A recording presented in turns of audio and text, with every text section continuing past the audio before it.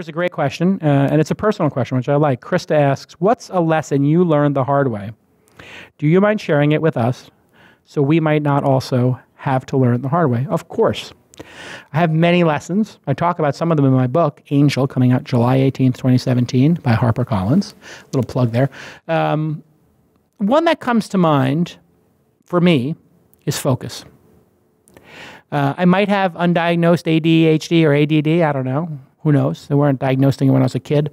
But a lot of times my mind moves very quickly and I have a lot of ideas and I want to execute on them. And I've been particularly good in my career about willing things into being. In other words, I have an idea and then in a very short time it exists in the world. It's just something I do. What that can create, if you're one of those people who feels they can will anything into being in the world just by starting and saying, today we're going to do this. This Week in Startups is an example. At one point I said, I want to have a podcast about startups. And boom, I had it going the next day. Or a launch festival. I want to have the large festival with 10,000 people getting free tickets like Sundance. Boom. And then all of a sudden it happens for 10 years. The problem with that is you get so good at starting things. You get so good at executing on things that you wake up one day and you've got 20 little babies there. And making the babies was really easy. But taking care of the babies is very hard. This is a massive life lesson I've had to learn. Be careful what you start, because starting is easy, but finishing is hard. So you have to have an idea of where do you want to take this?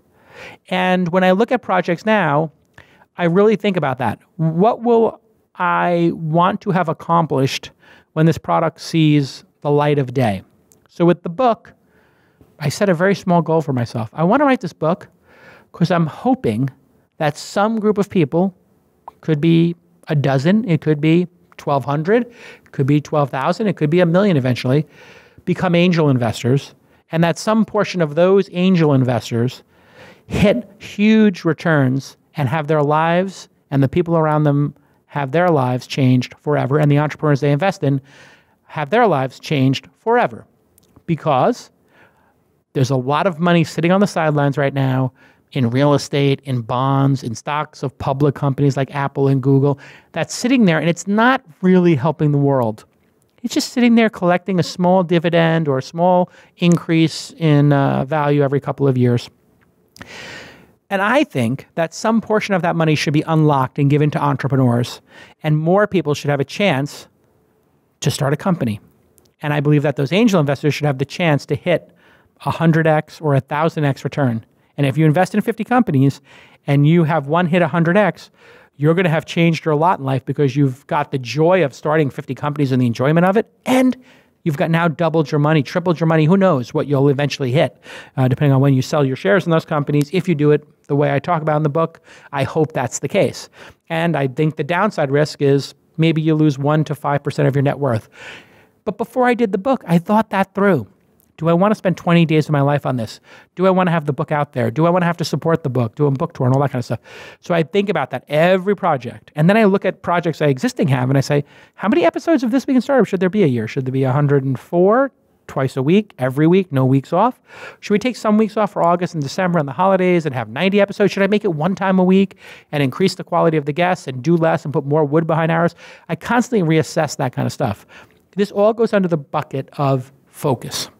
And it's one of the biggest lessons I've learned in my life is that the people who succeed really are considered about what projects they start and how focused they are on them, how they staff them.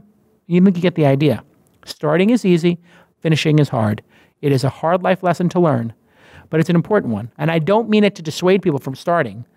Starting stuff is awesome, but you got to be able to shut it down, move on, hand it over, and move on with your life to start the next thing.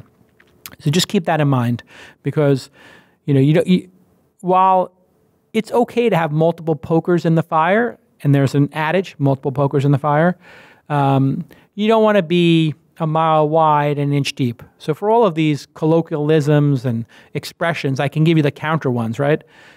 A lot of times I see more often than not founders fail because they take on too much and they don't stay focused enough.